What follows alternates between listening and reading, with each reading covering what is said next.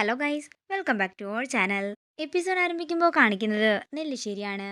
അച്ചു സച്ചിയോട് ചോദിക്കുകയാണ്, സച്ചിയേട്ടൻ എനിക്ക് വേണ്ടി ഒരു ഉപകാരം ചെയ്യാമോ? എന്താണെന്ന് സച്ചി ചോദിക്കുമ്പോൾ അച്ചു പറയുകയാണ്, സച്ചിയേട്ടൻ നാളെ എൻ്റെ ഒപ്പം ഒന്ന് ക്ഷേത്രം വരെ വരാമോ? ആഹാ, അപ്പോൾ തൻ്റെ കലാപരിപാടികൾ ഇതുവരെ തീർന്നില്ലേ? ഇനി നാളെ ചെന്ന് ക്ഷേത്രത്തിൽ ഉരുളലുമുണ്ടോ? സച്ചിയേട്ടൻ കളിയാക്കുകയൊന്നും വേണ്ട. സച്ചിയേട്ടനെ കാണാതെ പോയപ്പോൾ ഏതൊക്കെ ദൈവങ്ങളെയാണ് വിളിച്ചതെന്ന് എനിക്ക് തന്നെ ഒരു നിശ്ചയവുമില്ല. താൻ വിഷമിക്കാതെ കിടന്ന് ഉറങ്ങാൻ നോക്ക്. നാളെ എന്താണെങ്കിലും ഞാൻ തൻ്റെ ഒപ്പം ക്ഷേത്രത്തിലേക്ക് വരാം. നേരം പുലർച്ചെയാകുന്നു. പിന്നീട് കാണിക്കുന്നത് സച്ചിയും അർച്ചനയും കൂടി ക്ഷേത്രത്തിൽ പ്രാർത്ഥിച്ചുകൊണ്ട് നിൽക്കുന്നതാണ്. സച്ചിയേട്ടൻ്റെ ഒപ്പം എത്ര കാലം ഇങ്ങനെയെന്ന് എനിക്കറിയില്ല ദേവി. പക്ഷേ സച്ചിയേട്ടൻ്റെ മനസ്സ് നീ എനിക്കത് നേടിത്തരണം. ജീവിതാവസാനം വരെ രണ്ടുപേർക്കും കൂടി ഒരുമിച്ച് ഇങ്ങനെ ഈ ക്ഷേത്ര സന്നിധിയിൽ നിൽക്കാനുള്ള അനുഗ്രഹം നീ ഞങ്ങൾക്ക് തരണം. എൻ്റെ മരണത്തിന് മുമ്പെങ്കിലും സച്ചിയേട്ടനായിട്ട് എനിക്ക് ഒരു ദിവസമെങ്കിലും സ്നേഹത്തോടെ ഭാര്യ ഭർത്താക്കന്മാരായി ജീവിക്കണം എന്നൊക്കെ അർച്ചന ദേവിയോട് പ്രാർത്ഥിക്കുകയാണ്.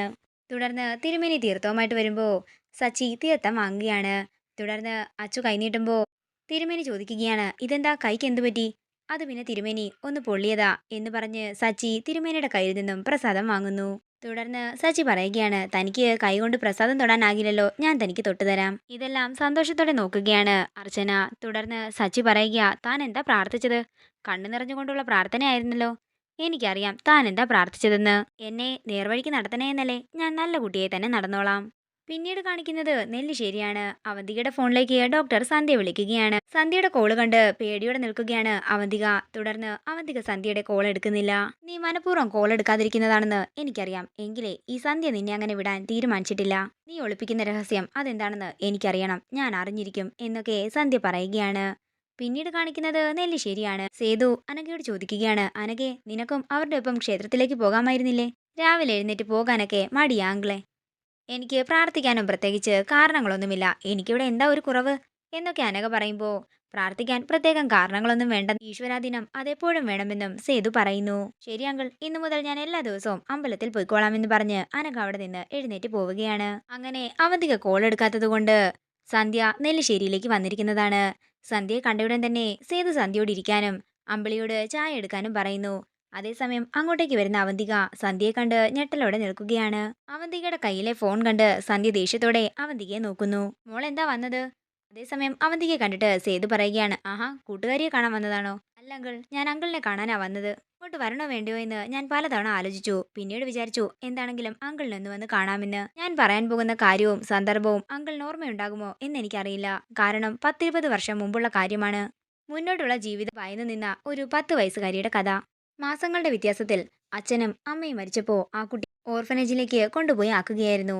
അന്നത്തെ ആ കുട്ടി ഇന്നിപ്പോ ഈ MBBS കാര്യയിൽ നിൽക്കുന്നതിന്റെ കാരണം നെല്ലിശ്ശേരി ഗ്രൂപ്പ്സിന്റെ ഉടമ സേതുമാധവനാണെന്ന് ഞാൻ ഇന്നലെ അറിഞ്ഞത്.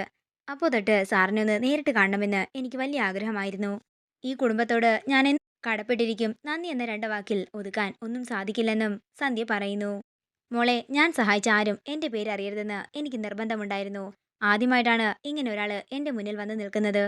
സത്യം പറഞ്ഞാൽ ഞാൻ മോൾക്ക് വേണ്ടി ഒന്നും ചെയ്തിട്ടില്ല. കുറച്ച് കാശ് തന്നെന്നല്ലാതെ ബാക്കിയെല്ലാം മോളുടെ ബുദ്ധിയും സാമർഥ്യവും കാരണം മോള് നേടിയെടുത്തത് തന്നെയാണ്.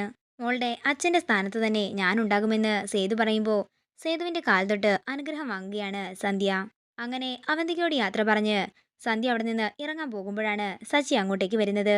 സച്ചിയല്ലേ, അങ്കിളും അവന്തികയും പറഞ്ഞറിയാമെന്ന് സന്ധ്യ പറയുമ്പോൾ അർച്ചനയും അങ്ങോട്ടേക്ക് വരികയാണ്. അർച്ചനയെ കണ്ട് ഒരു ഞെട്ടലോടെ നിൽക്കുകയാണ് സന്ധ്യ.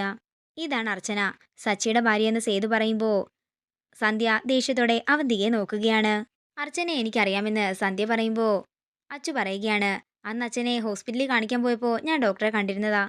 അവന്തിക എൻ്റെ ഫ്രണ്ടാണെന്നും ഞാൻ മുമ്പ് ഇവിടെ വന്നിട്ടുണ്ടെന്നും അന്ന് അർച്ചനയെ കാണാൻ സാധിച്ചില്ലെന്നും സന്ധ്യ പറയുന്നു. തുടർന്ന് സേതുവിന് നേരെ പ്രസാദം നീട്ടുകയാണ് അച്ചു. മോളെ, നിന്റെ കൈക്ക് എന്ത് പറ്റിയെന്ന് സേതു ചോദിക്കുമ്പോൾ അത് പിന്നെ അച്ഛ അടുക്കളയിൽ ജോലി ചെയ്തപ്പോൾ പറ്റിയതാണെന്ന് അച്ചു പറയുന്നു. എല്ലാം ശ്രദ്ധിച്ചു ചെയ്യണ്ടേ എന്ന് ചോദിച്ചുകൊണ്ട് സേതുമാധവൻ അകത്തേക്ക് പോവുകയാണ്. പിന്നീട് കാണിക്കുന്നത് അവന്തികയും സന്ധ്യയുമാണ്. നിന്നോട് കുറെ കാര്യങ്ങൾ പറയണമെന്നുണ്ടെനിക്ക്, പക്ഷേ സമയവും സന്ദർഭവും ഇതല്ലാതായി പോയി. അർച്ചനയുടെ സ്കാനിംഗ് റിപ്പോർട്ട് നീ എന്തിനാ ഒളിപ്പിച്ചു വെച്ചതെന്ന് എനിക്കൊരു ചെറിയ സംശയമുണ്ടായിരുന്നു. പക്ഷേ ഇപ്പോൾ അത് മാറി. സന്ധ്യയെ എന്ന് അവന്തിക വിളിക്കുമ്പോൾ സന്ധ്യ പറയുകയാണ്, തെറ്റുപറ്റിയെന്ന് പറയാനാണെങ്കിൽ അതൊക്കെ പറയാനുള്ള സമയം കഴിഞ്ഞുപോയി. നിന്നെ എനിക്കൊന്ന് കാണണം. സമയവും സന്ദർഭവും ഞാൻ വിളിച്ചറിയിക്കാം. അത്രയും പറഞ്ഞ് സന്ധ്യ അവിടെ നിന്ന് പോവുകയാണ്. പിന്നീട് കാണിക്കുന്നത് അർച്ചനയും സച്ചിയുമാണ്. സേതുവിനോട് കള്ളം പറഞ്ഞതിൽ തനിക്ക് കുറ്റബോധമാണെന്ന് പറഞ്ഞ് വിഷമിക്കുകയാണ് അർച്ചന.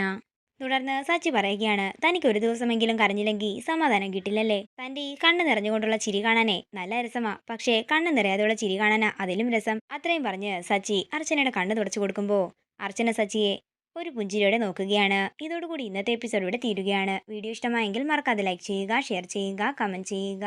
കൂടുതൽ സീരിയൽ അപ്ഡേറ്റ്സിനായി മറക്കാതെ സബ്സ്ക്രൈബ് ചെയ്യുക നയൻസ് ക്രിയേഷൻസ്.